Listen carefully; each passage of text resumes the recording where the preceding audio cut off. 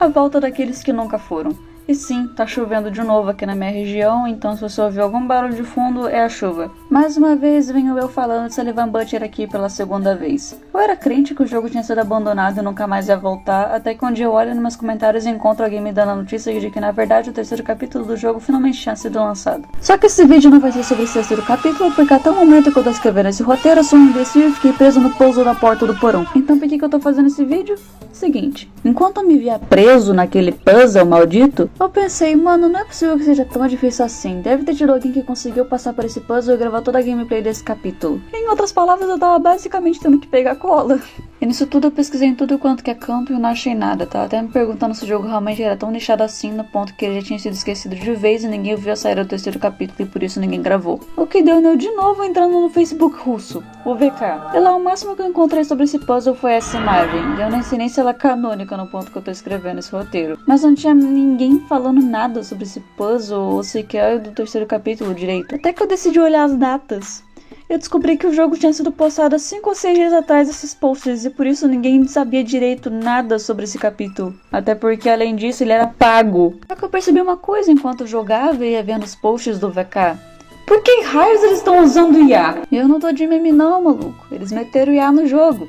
Mas sinceramente isso não me espanta muito, eu acho que já sabemos o porquê, né? Mas sinceramente, ainda assim eu prefiro 1000 vezes só ver essas imagens feitas com a bunda do que algo feito por um robô. Então eu tive a seguinte decisão: por que eu não desenho essas cenas feitas por IA só pra pelo menos tentar dar um pouquinho mais de dignidade pra esse jogo? E pra continuar fazendo o vídeo pro meu canal não morrer tão cedo, né? Eu pensei em gravar todo o processo e ainda narrar pra vocês. Até porque eu não faço a mínima ideia se meu fone vai funcionar pra gravar minha voz no momento real desenhando. Até porque a última vez que eu testei ele não dava pra ver quase nada direito. Nisso eu escolhi algumas imagens, mas mesmo elas sendo poucas eu já sei que vai ser um inferno fazer elas porque eu não sei desenhar fundo. Então aqui vamos estar indo na sorte do acaso. Já comecei fazendo esboço fora de tela pra poupar tempo de gravação e com certeza vão ter muitos cortes do decorrer desse vídeo provavelmente. Só pra dar logo aviso também de cara que eu não vou poder mostrar tudo no cru diretão, porque meu PC já tá cheio o suficiente. Opa! Eu vim aqui depois de um bom tempo que eu já tinha esse roteiro aqui feito, pra poder dar mais um aviso.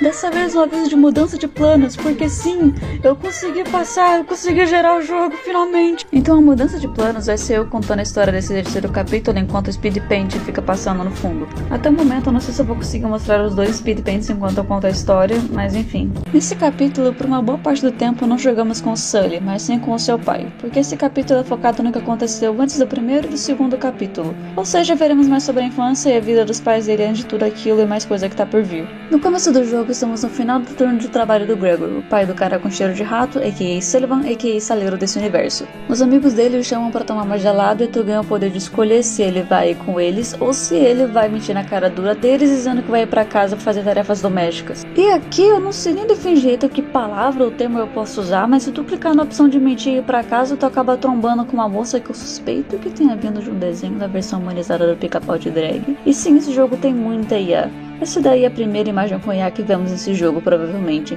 Eles acabam saindo e se apaixonando. Nós damos um pulo nesse tempo e vemos que ela ficou grávida e deu à luz a uma menina. Que? E aí o jogo termina. Que? Cadê o Sullivan, mano? O que fizeram com uma mano com cheiro exótico? Voltando pra opção de não mentir antes desse paranauê todo, tu acaba indo num bar com seus amigos e vocês encontram umas moças conversando. O Gregor acaba achando uma delas muito bonita e tu tem a opção de falar com ela ou não. Mas eu não vou falar muito sobre essa opção de não falar com ela, porque de novo, nobody has door. O Sullivan só não nasce nesse final. Então vamos partir pro que acontece quando tu decide falar com essa moça, que pasme caso você ainda não tenha descoberto e eu não te julgo, é a Tiana, a mãe do nosso comedor de rato cru.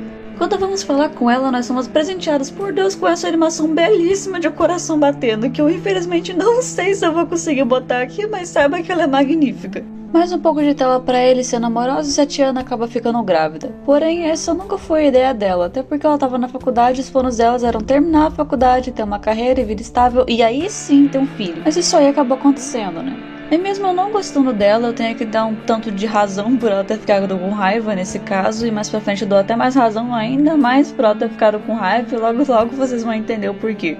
Mas saibam que ela ter motivo pra ter raiva não faz ela ser inocente e isentar dos seus erros futuros. E aqui já recebemos um puzzle em conjunto desse mapa maravilhoso. A Tiana mandou a gente comprar pílulas abortivas pra ela, então vamos primeiro na farmácia, obviamente. Mas acontece que essa galera aparentemente tá querendo nos extorquir e querendo nem um pouco que essa mina aborte por alguma razão. Além disso, nós precisamos de uma receita, mas segundo a moça que está nos atendendo, o ideal seria a Tiana tomar vitaminas que podem ou não resultar em um aborto. Sei lá, esse negócio tá em russo, eu não sou expert dessa língua. Vamos pro trabalho do Gregory e pedimos mais dinheiro pro chefe dele, mas ainda não é o suficiente, então vamos ao hospital, explicamos a situação, o médico, além de rir da nossa cara, ele também acaba não querendo que ela tenha um aborto. E do jeito que ele fala, me faz até questionar o que estão botando nessas pílulas abortivas da Rússia ou nas pílulas abortivas em geral. Então vamos pro bar e nos encontramos com o amigo do Gregory, que para recebermos a grana que precisamos para pelo menos as vitaminas, temos que jogar um jogo de azar com ele. Perdemos a primeira vez, mas na segunda finalmente conseguimos. Pegamos a receita e compramos as vitaminas na farmácia, para entregarmos pra Tiana como se fossem pílulas abortivas, para enfim poderem dormir de conchinha enquanto o Gregor começa a se culpar por ter mentido pra ela. Mas para surpresa do total de 0 pessoas, ela continua grávida e fica com mais raiva ainda.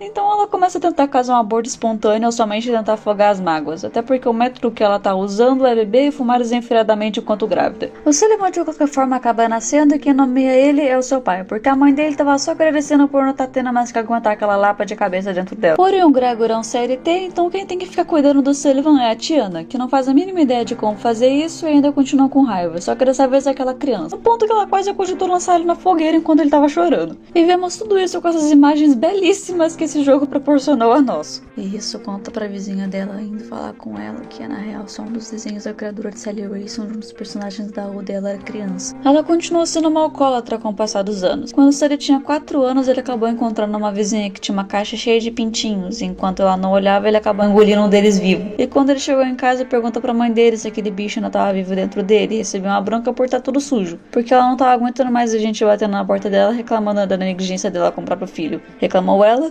enquanto bêbada. Então ela foi banhar ele enquanto ele enchia mais ainda o saco dela perguntando sobre o pintinho no bucho dele. Quando ele entrou na banheira e perguntou de novo sobre esse maldito desse pinto, ela ficou ainda mais pirada e tentou matar ele afogado, mas o Gregor acabou intervindo e o Sully acabou desenvolvendo hidrofobia. Quando chegou o aniversário dele, enquanto o pai dele estava no trabalho, a Tiana, bêbada de novo, derramou bebida que ela estava bebendo nele e ateou fogo, porque ele teve uma crise de hidrofobia e acabou quebrando um copo com líquido transparente dentro. Não lembro se era água ou bebida alcoólica, mas enfim, churrasco. Os vizinhos e o pai dele acabaram descobrindo e levaram ele pro hospital. Não deu muita coisa pra Tiana por sei lá que motivo. Mas quando ela saiu do hospital, ela ficou até mais escrota, pegando a Fluffy, a pelúcia de Sully que ele tinha recebido naquele mesmo aniversário, e foi em direção à lareira pra jogar aquele bicho lá.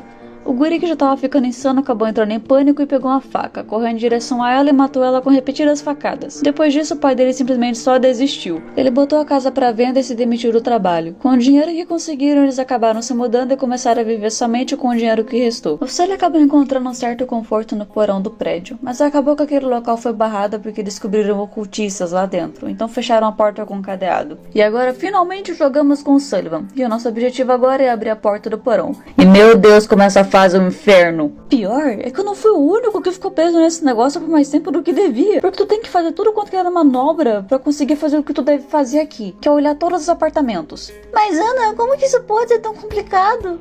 Simples, porque o que você vê primeiramente é uma tela com somente 3 apartamentos de um lado, mais uma escada que dá para outros lugares que também são somente 3 apartamentos com uma escada no canto, exceto o porão. Enquanto eu vi de novo o Facebook russo, eu encontrei imagens do jogo que eu não vi no jogo. Então eu fiquei encucado com aquele negócio, porque como que eu tô apanhando pra um jogo desses? Então eu fiquei rondando a minha tela com meu mouse por umas 3.000 horas, clicando em tudo quanto que é canto, ficando mais louco a cada vez que eu tentava mexer no VK de novo e acabava só rodando em círculos de novo. Fiquei até procurando coisa no menu e nos saves do jogo, até que eu fui tentar de novo pela 15ª vez o mouse pela tela. E eu descobri que uma seta brota nela. Aí nisso foi só uma tentativa de zerar esse jogo o mais rápido possível, mas meu Deus, que inferno. Eu não vou explicar todo o processo porque ele foi tão sangrento que eu não sei nem por onde começar, então eu vou apenas dizer o que tem que fazer. Ou pelo menos as coisas mais importantes, pra ser bem sincero. Tentamos falar com o nosso Roberto Silva de Saúl e ele disse que vai nos dar a chave do porão caso a gente dê pra ele nos nossos pôsteres em troca. Vamos pro nosso quarto, onde por alguma razão tem uma meia que virou um bumerangue lá, e pegamos um dos nossos pôsteres e damos pra ele. E o que recebemos é um pé de cabra, porque segundo ele, essa chave para todas as portas. Depois vamos falar com o senhorzinho que vai nos contar sobre um tal tartaruga que era o apelido do amigo dele, que foi o mano que trancou a porta do porão. Mas acontece que ele já tá morto, então a chave provavelmente ficou no apartamento dele. Vamos pro lado de fora e vemos essa vista maravilhosa. Entrando pra dentro, vamos falar com o mano com o quarto tudo escuro, que parece a casa de um vampiro com fotofobia, que eu suponho que seja um demônio ou um dos ocultistas que saiu desesperado do porão. Perguntamos algumas coisas pra ele em relação à chave e ele fala algumas abrobas enigmáticas e nos encontramos com uma moça dando bronca no filho dela por ele ter mijado na frente da porta de alguém. Ela nos entrega um livro de um tal rei tartaruga e vaza. Tentamos ir pro porão abrir o cadeado, mas a gente falha, refutando o Rob. Então vamos pro quinto andar, que é o andar abandonado onde alguns infelizes usam pra jogar o lixo. O Sully até faz uma referência ao jogo do saleiro, dizendo que tinha uma história sobre um cara de máscara que matou todos os inquilinos do prédio que ele morava. Abrimos uma das portas com o pé de cabra e manejamos entrar dentro do antigo apartamento do tal tartaruga que fechou o porão. Pegamos a chave e finalmente conseguimos entrar naquela desgraça daquele porão. O Uri até encontra um trono e se senta nele, se sentindo todo poderoso. Como os ocultistas vazaram desesperados, eles acabaram deixando pra trás algumas coisas, e uma delas foi um livro. Eu suspeito que seja Enochiano, porque o Sullivan por alguma razão consegue ler. Acabou que ele leu uma parte esperando que alguma coisa acontecesse, mas não deu em nada. Então ele já estava se aprontando pra sair até ele perceber que os ratos que estavam lá começaram a fazer tudo o que ele mandava. Então ele tentou de novo ler mais um pouco daquele livro, só que dessa vez ele realmente decidiu ir embora porque ele achou que realmente nada tinha acontecido dessa vez. Mas quando ele sai do porão, vemos que ele acabou aparentemente summonando um demônio. E o capítulo acaba. Comparado com os outros capítulos, esse deve ser o menor. Novamente aquele negócio, eu pelo menos não acho a história de todo ruim. O problema é os visuais desse jogo. Mas sei lá, talvez seja eu sendo muito otimista. Não tinha muito o que narrar sobre a produção do desenho também, então não, vocês não perderam nada sobre o processo. Na real foi até bom não ter muita coisa pra falar sobre isso, porque eu consegui abrir um espaço pra poder contar a história desse capítulo. Por mais que tenha sido um inferno, não vou mentir que eu me diverti um pouco, até porque esses visuais não tem como eu acabar não soltando pelo menos uma risada. Mas então eu acho que é isso, não tem mais muito que eu possa falar. Espero que tenha gostado do vídeo, deixa o like, se inscreve, por favor. E vejo vocês no próximo vídeo. Me chamam de rei dos atos, filhos atos. Meu cálice é feito de barro, mal moldado e inacabado. Me chamam de rei dos atos, filhos atos. Minha comida é lava, minha bebida é água, água infectada.